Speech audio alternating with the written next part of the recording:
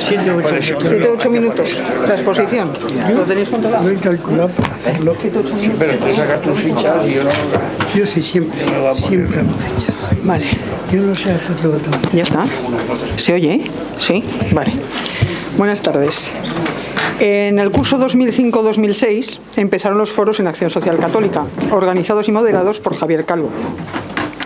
Siguiendo su idea, les hemos convocado hoy, 16 de noviembre, con el tema Cristianos y Política, porque el día 20 tenemos una cita con las urnas y esperamos que todos puedan ir a votar. Para ayudarnos a pensar y compartir la ilusión por un mundo mejor para todos, nos acompañan don Adolfo Burriel, don Hipólito Gómez de las Roces, Juan Luis Saldaña y doña Pilar de la Vega. Los tres, Pilar, Hipólito y Adolfo, son personas que en su día asumieron su responsabilidad como cristianos y dieron un paso al frente implicándose en política, bajo diferentes siglas. Juan Luis Saldaña es el más joven de todos nosotros, como pueden comprobar, y desarrolla su compromiso a través de artículos en prensa, que también es una manera de hacer política. A lo largo de una hora se irán turnando los 4 ponentes, utilizarán 7 o 8 minutos cada uno y después habrá 2 turnos de 3 minutos para que puedan intercalar sus opiniones. Al término de esta hora podrán ustedes realizar las preguntas durante media hora que tengan a bien formular dirigiéndose a cada uno de ellos, al que quieran que les conteste. Se ruega que sean breves a la hora de preguntar y claros en la exposición. Muchísimas gracias. Y sin más, le cedo la palabra a don Adolfo Burriel.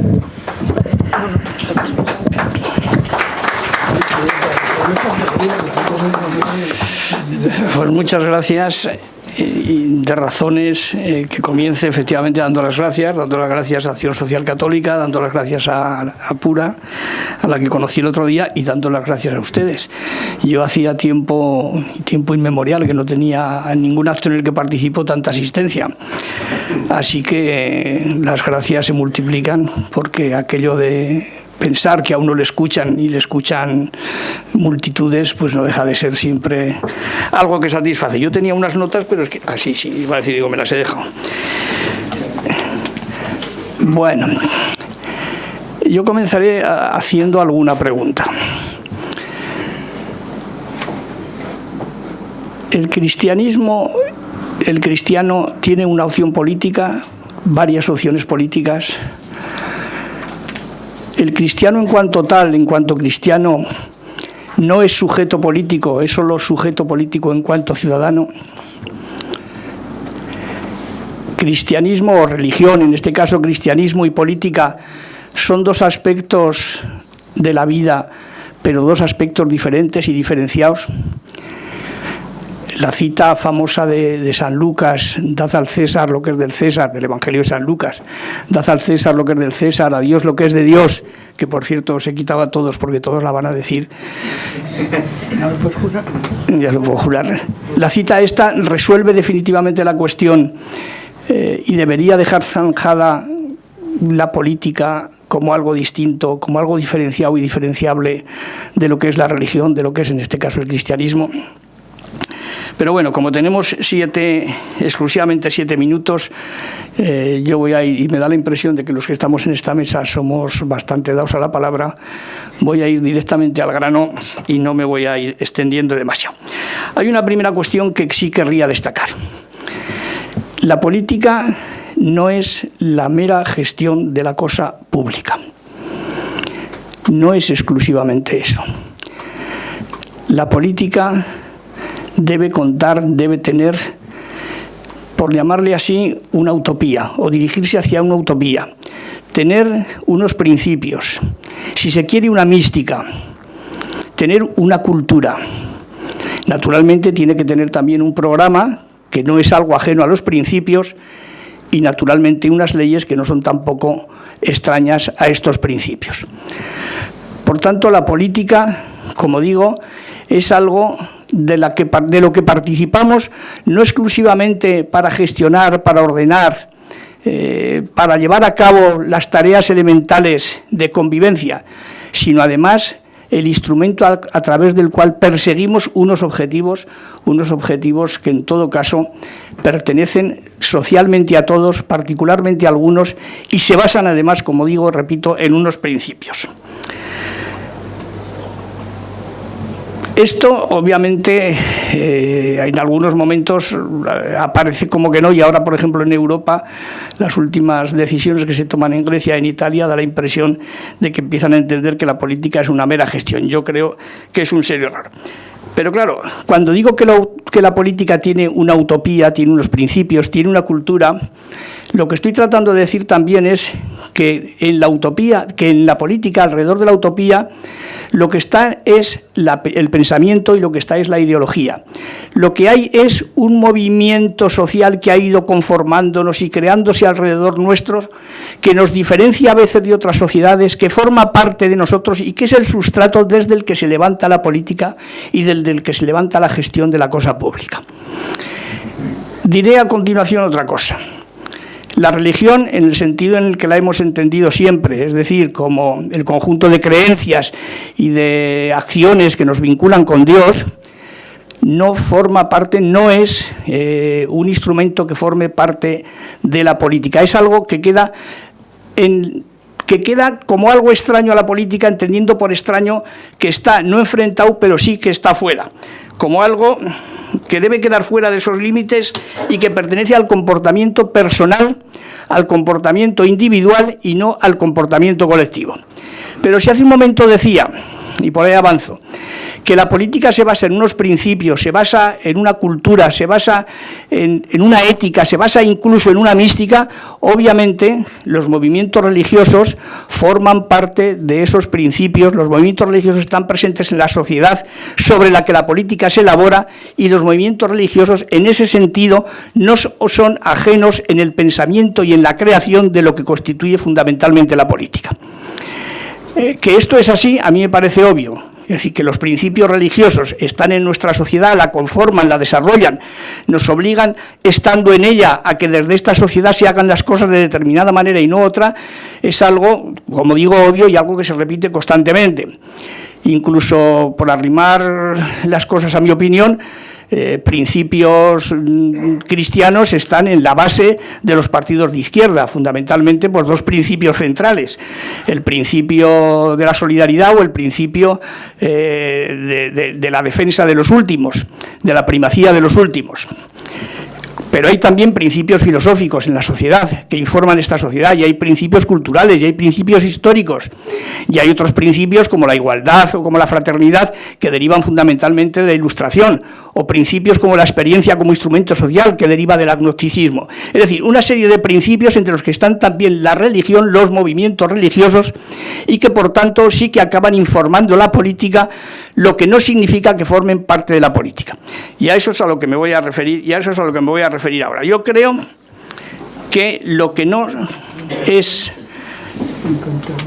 práctica posible, lo que no es práctica que debe realizarse, es que la política esté gestionada desde los principios religiosos, que la política se desarrolle y forme parte de la propia religión, que sea la religión la que haga de instrumento a la hora de gestión, a la hora de ordenación, a la hora de practicar la política en el sentido en el que la entendemos. Yo creo que se hace un flaco favor cuando eso ocurre, y se hace un flaco favor cuando desde instancias religiosas, desde instrumentos institucionales religiosos, como ocurre con notable frecuencia, se incita a la gestión política, a determinado tipo de gestión política, a determinados movimientos de gestión política. Yo creo que estos son, desde mi punto de vista, las diferencias que entre una cuestión y otra deben establecerse. La política sí que se basa, o el desarrollo de la política se basa en movimientos, también en movimientos religiosos, por supuesto, entre nosotros en el cristianismo, pero como instituciones religiosas, las instituciones religiosas en cuanto tales no están llamadas a ejercer el poder político, porque ese poder político pertenece a otra instancia social, a otra instancia compartida por todos, a otra instancia ciudadana, que es en la que se desarrolla y se ejecuta esa gestión. Yo creo que estas son las dos diferencias fundamentales. Obviamente, ya voy terminando. Ya me temía. Te prorrogo lo que quieras.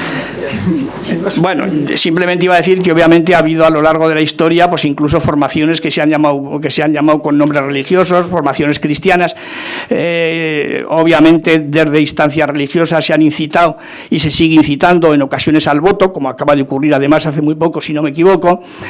Sigue participando en determinada resolución de cuestiones que pertenecen a la esfera personal, como puede ser, porque supongo que será un tema que después saldrá, y por eso lo digo desde el principio, cuestiones como el aborto, o cuestiones como la formación para la educación. Yo creo que poca razón cristiana existe para que se tomen aptitudes y se haga defensa de las cuestiones desde este punto de vista.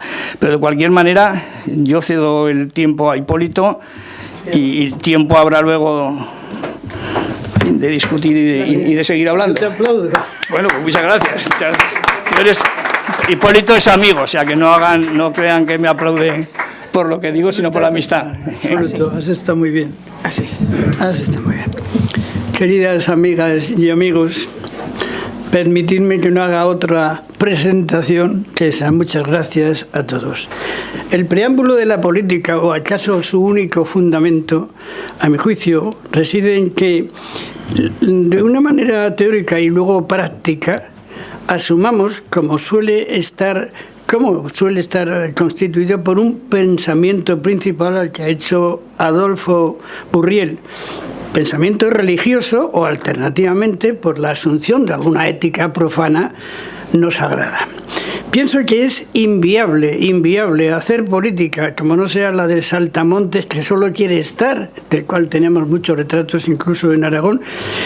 Estar con unos o con otros dan lo mismo y para cualquier fin, con tal de estar. Salvo eso, con o sin ideología determinada, todos necesitamos un fundamento de lo que queramos hacer en la acción política que podamos asumir. Por tanto, hay que tenerlo en cuenta. Hay que impedir que la religión se degrade en política y con menos frecuencia que la política se convierta malamente, en todo caso, en religión. Pero la religión es indispensable, aunque nunca pueda hablarse de la Iglesia Católica como un partido, por supuesto, y dando un ejemplo. Trazar alguna frontera entre política y religión, personalmente, me parece imposible. Creo que política y religión son vasos comunicantes, porque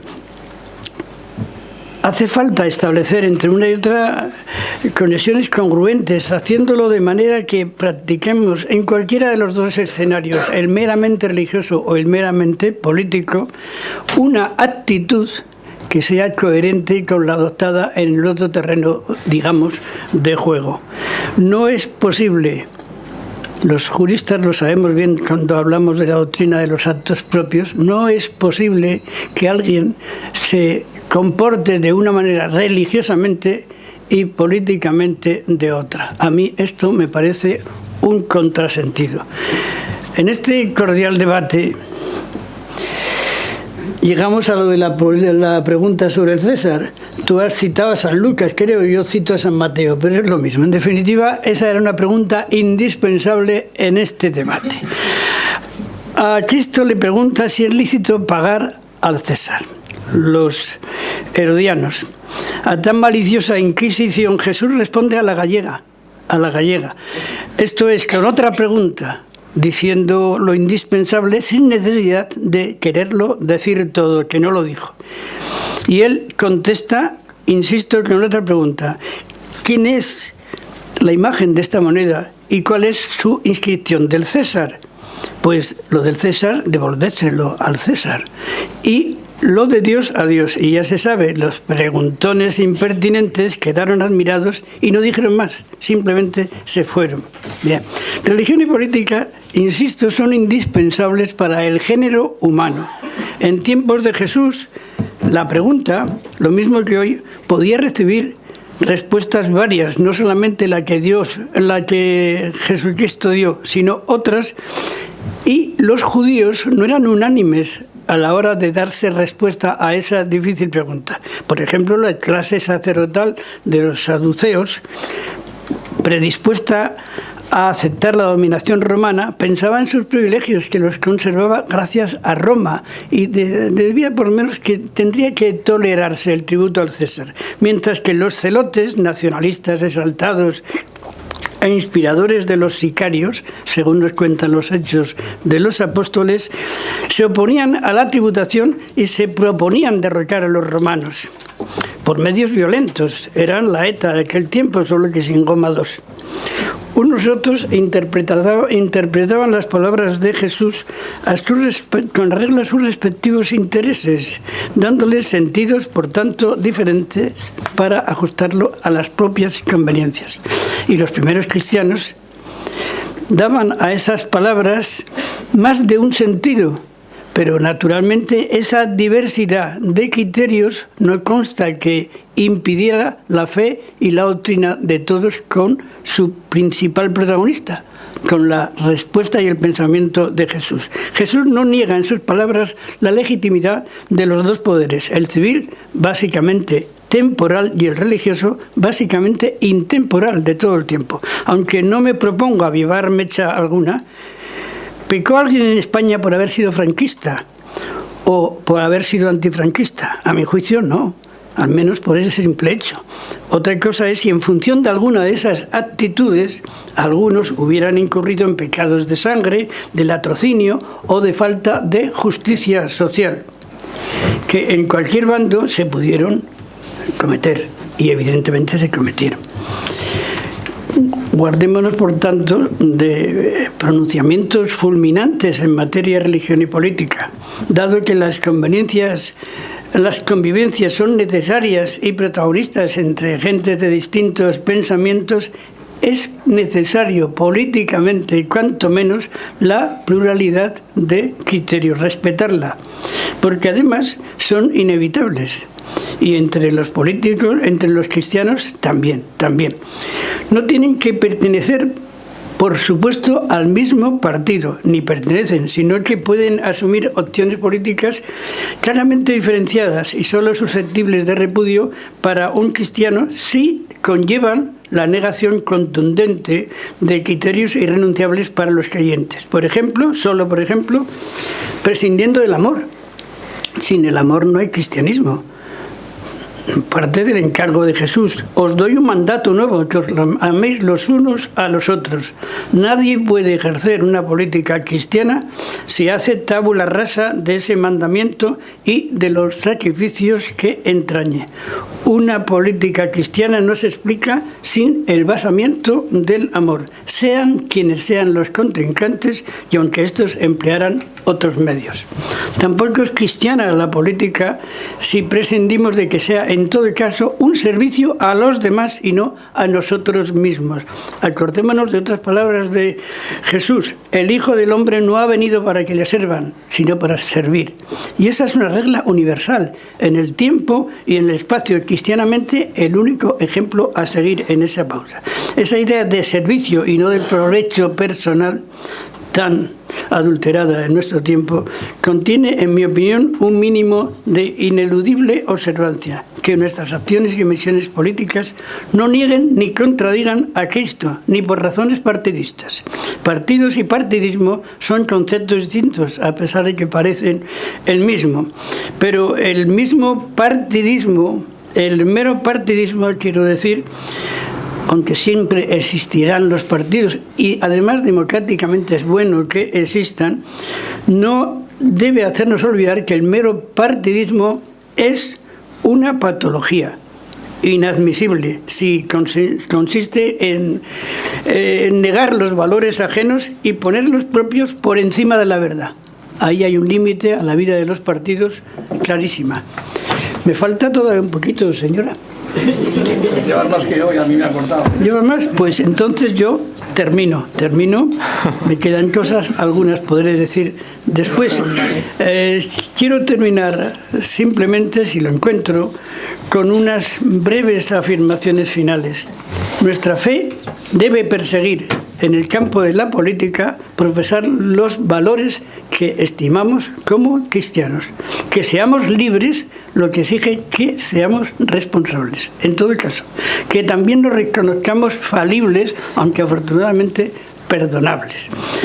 Que asumamos el sentido trascendente de nuestras vidas y acatemos las leyes civiles que regulen justa y temporalmente el ejercicio del poder civil. Nuestra convivencia tendremos que comprender, como ya apunté, que no permite la existencia de murallas intraspasables entre religión y política, sino una doble tarea humana, doble y noble, que los cristianos tienen que afrontar partiendo de ese denominador común que es para todos nosotros el credo, y sabiendo que todas nuestras acciones y omisiones, sin exclusión de las políticas, son examinables y en su caso perdonables con arreglo a los 10 mandamientos de nuestra doctrina. Muchas gracias.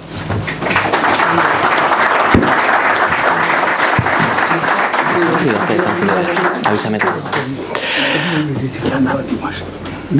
Hay una palabra de la política y de la sociopolítica que yo detesto. Yo soy periodista y debo ser crítico con los políticos y debo ser crítico con la sociedad, porque en eso me va el sueldo y me va la honestidad. Y es los más desfavorecidos. Hay que trabajar por los más desfavorecidos, pero yo pienso, los más desfavorecidos somos nosotros, señoras y señores. Y hoy, antes de venir aquí, he puesto en internet, en el Google, eso que ya todos deben conocer, que es el buscador que te busca todo, he puesto los más desfavorecidos y efectivamente, estábamos allí. Sara Carbonero, Iker Casillas, Puyol, Sergio Ramos. Los más desfavorecidos, si tú pones en Google, aparecen esos y no aparecen otros. ¿Por qué? Porque es un lenguaje light, un lenguaje que no duele. Desfavorecido no me duele oírlo. No importa que alguien esté desfavorecido, me importan los más pobres. Por eso nosotros somos los más desfavorecidos, a mi entender, porque hemos perdido la capacidad crítica de ver lo que nos estamos perdiendo. Hemos dejado de practicar el mensaje revolucionario que sigue funcionando.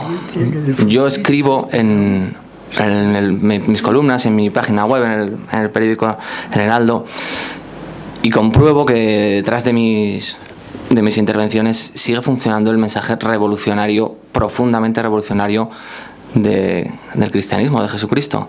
Compartiendo algunas de sus ideas básicas, entiendo y noto siempre que la gente responde muy bien. ¿Por qué es revolucionario y a día de hoy, en el siglo XXI, es revolucionario ese mensaje? Porque nosotros nos encargamos de convertirlo en algo sin interés, en algo descafeinado. Por eso el gran reto de un comunicador, de un político, en este caso, que quiera conjugar política y cristianismo, es coger un mensaje que debe ser siempre nuevo. Para llegar a un mensaje nuevo hay que ser imparcial y objetivo. Yo les invito a ustedes, a los que tengan un pensamiento para entendernos de derechas, que mañana compren El País y se acerquen a El País con curiosidad, intentando encontrar verdades, intentando compartir criterios, intentando ver qué hay ahí. No piensen que El País es panfleto, no piensen que es lo de siempre. Intenten descubrir personas que intentan mover ideas. Y después, los que estén convencidos del Evangelio, enseñen el Evangelio de la misma manera que ustedes se han acercado al País. Entonces entenderán lo que alguien que no entiende el Evangelio o que alguien que el mensaje cristiano le queda lejos entiende. Vivimos, y he nacido después de la Constitución. La juventud no es una virtud en esta mesa, simplemente es una circunstancia. En la sociedad la juventud es una virtud, pero yo creo que no lo es. Es una circunstancia, todos nos haremos mayores. La juventud tiene que ser un estado del ánimo. He nacido después de la Constitución y noto el peso terrible del prejuicio en nuestra sociedad. Un prejuicio constante. Si tú eres de aquí, ya no eres de allá. Si tú piensas así, no puedes ir a este sitio. Si tú opinas esto, ya no me interesas aquí. Y yo, desde que empecé a trabajar en el mundo del periodismo, de la información, aparte de pasármelo muy bien, he procurado intentar hacer con rigor una especie de, yo lo llamo así, un ecumenismo social, porque el ecumenismo es algo que nos gusta a todos mucho, ver a líderes políticos de diferentes colores, algo exótico, jiji, jaja, está muy bien, pero ¿y nuestro ecumenismo dónde está? ¿Dónde está nuestro ecumenismo, que también podríamos practicarlo? Y yo creo que mi generación empieza a vivir ese ecumenismo. Mis amigos, yo ya no me importa que sean azules, verdes, amarillos, no me importa nada. Incluso mi grupo de gente, yo también me dedico a la literatura, mi generación, por así llamar, literaria, somos muy amigos, estamos muy unidos y todos tenemos ideas muy diversas. La diversidad es rica, enriquece, y hay que tener la capacidad objetiva de no ir por la vida diciendo yo soy el que tiene la verdad y los demás van buenos, sino que hay que tratar de acercarse a los demás, y cuando tú te acercas a los demás se acercarán a ti. El cristiano ha perdido muchas virtudes que todos podemos ver en Jesucristo y no vemos en el cristiano actual. ¿Dónde está la sonrisa? ¿Dónde está la fuerza interior? Yo no veo la sonrisa, y esto quizás suene un poco fuerte, pero yo no veo la sonrisa en muchos obispos. Cuando hablan, no les veo sonrientes, les veo serios, les veo en un perfil de político, cuando deberían dar un perfil de líder religioso. Hemos perdido eso porque somos hombres y somos débiles y lo vamos perdiendo. El día a día es la historia del fracaso y la historia de pero también hay que tratar de tender hacia la autocrítica. Por eso, diferenciar la política de la religión para mí es esencial, tan esencial como que no nos obliguen a los que practiquemos religiones y los que tengamos fe a poder utilizarla y a poder entrar en todas partes, sin dejarla en la entrada, como quien deja la chaqueta, ¿no? No. Yo puedo entrar, yo puedo ser de un partido político, a mí por favor no me veten, yo no le voy a vetar a usted, vamos a compartir. Con la misma ilusión que hacemos yoga, que recibimos al Dalai Lama, que miramos a los chakras y hablamos de la energía, con esa misma ilusión y ese mismo espíritu de descubrir es con el que hay que acercarse a las religiones, a todas las religiones y a la que a nosotros nos interese. Con ese espíritu uno empezará a descubrir y a hacerse preguntas, y a partir de entonces la religión tendrá sentido. Mientras siga siendo una costumbre, el canto del Pilar, que a alguien le molesta y a alguien le gusta y a alguien lo tiene, mientras sea eso, estaremos equivocados. El fanatismo es peligroso y hay que preguntarse, ¿soy un fanático o me planteo todo? Dudar está bien, dudar de todo. ¿Por qué hago esto? ¿Por qué hago otro? ¿Por qué esto es verdad? Eso es a lo que yo me dedico a diario, a dudar de los políticos, de sus frases. ¿Por qué vertebrar el territorio? ¿Por qué los políticos dicen tanto territorio? ¿Por qué hablan de territorio y no de personas? ¿Por qué? ¿Por qué? ¿Por qué? ¿Por qué tantas frases repetidas? ¿Por qué la sostenibilidad? ¿Por qué la tolerancia y no el respeto? ¿Por qué la solidaridad y no el amor? ¿Por qué tantas cosas que nos hemos acostumbrado, que retumban en nuestros oídos y que ya hemos perdido el juicio crítico? Vamos a poner siempre en tela de juicio todo, yo les invito a hacerlo, porque a partir de una crisis siempre sale algo más grande. Y a partir de la rutina y de decir esto es así, sota caballo rey, generalmente no sale nada. Muchas gracias por haberme invitado, ha sido para mí un placer, espero que la conversación siga siendo así de amena. Bueno, me siento absolutamente halagado en esta mesa. Muchas gracias a Pura por haber contado conmigo y gracias a ustedes.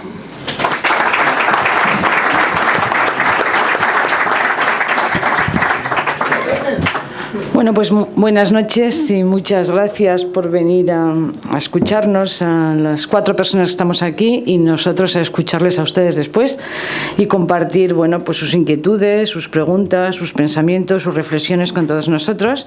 Y Juan Luis, lo que ha hecho Pura aquí hoy y Acción Social Católica es justo el ejercicio de lo que tú decías, porque aquí estamos 3 personas que tenemos unas trayectorias totalmente distintas políticamente, que hemos estado estado en lugares distintos, que nos hemos respetado, que nos seguimos respetando y que además somos amigos. Es decir, lo cual me parece que no es de tu generación lo que tú planteas, sino también la generación que estamos nosotros aquí, estamos justamente haciendo un ejercicio de esto y además ese ejercicio nos lo facilita Acción Social Católica y Pura. O sea que muchas gracias por esto.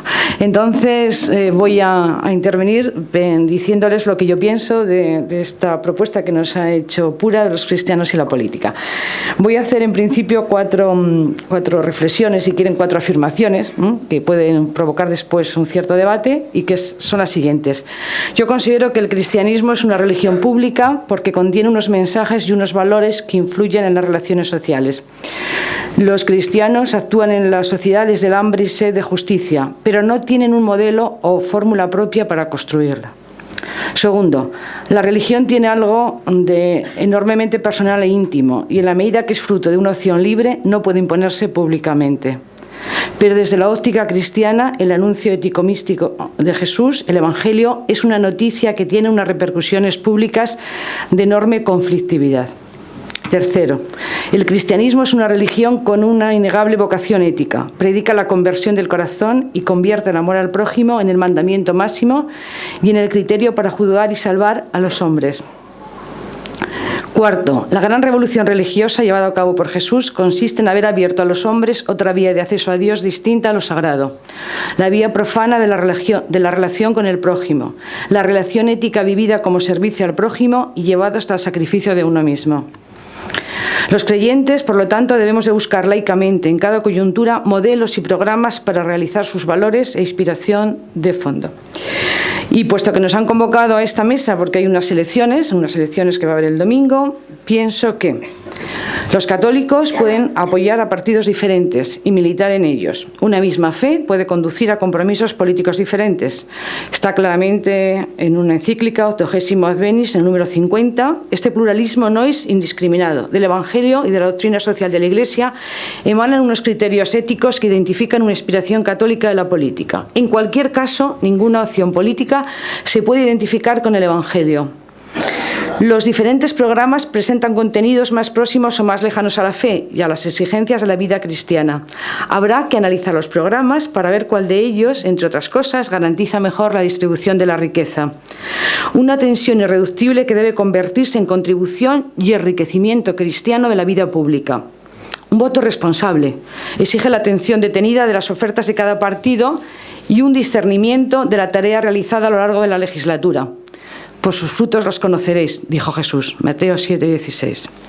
Tanto católicos como ciudadanos que actúan responsablemente antes de apoyar con su voto a una u otra propuesta han de valorar las distintas ofertas políticas, teniendo en cuenta el aprecio que cada partido, cada programa y cada dirigente otorga a la dimensión moral de la vida, que en política es singularmente la consecución del bien común.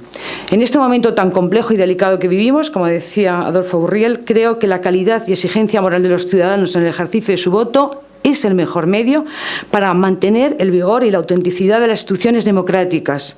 La legitimidad democrática no exime a los representantes de la soberanía popular de una orientación